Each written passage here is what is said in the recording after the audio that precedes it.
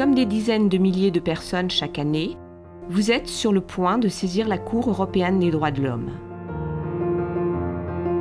Vous avez, au préalable, respecté les conditions de recevabilité, notamment porté l'affaire devant les juridictions de l'État concerné et saisi la Cour dans le délai imparti.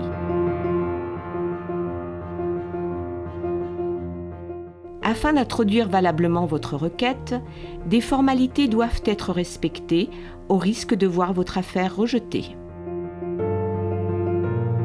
Téléchargez le formulaire de requête disponible sur le site internet de la Cour et remplissez-le intégralement sans utiliser d'abréviation ou de symbole. Attention, un formulaire incomplet sera rejeté. Respectez donc scrupuleusement les instructions suivantes. Remplissez intégralement tous les champs vous concernant.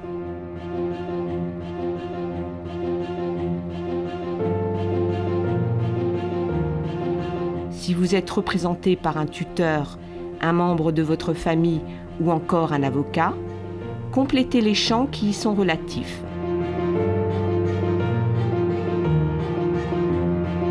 Vous devez impérativement signer le pouvoir.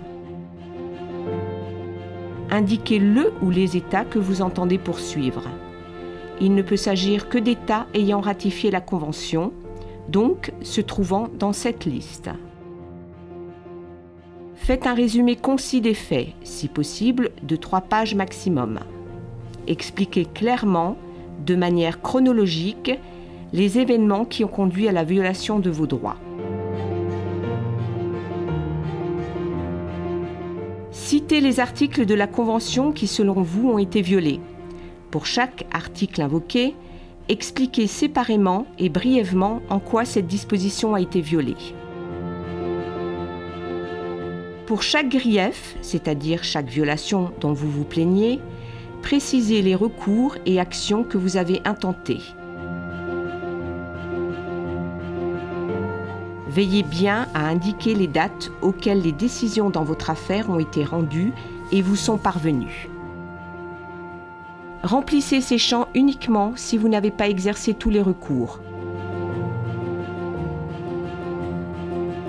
ou si vous avez porté votre affaire devant une autre instance internationale.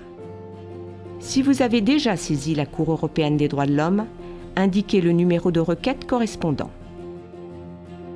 Vous devez fournir des copies des décisions et documents pertinents. Dressez-en la liste en les classant par date et en les numérotant. Attention, aucun document ne vous sera restitué. N'envoyez donc pas d'originaux.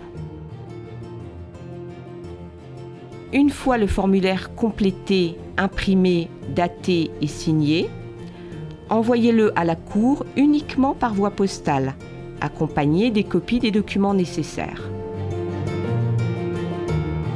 Si votre dossier a été correctement rempli, la Cour examinera la recevabilité et le bien fondé, le cas échéant, de votre requête.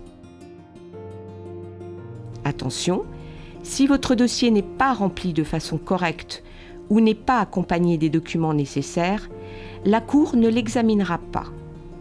Pour vous aider à compléter minutieusement le formulaire de requête, reportez-vous, pour chaque étape, aux documents d'information mis à votre disposition par la Cour.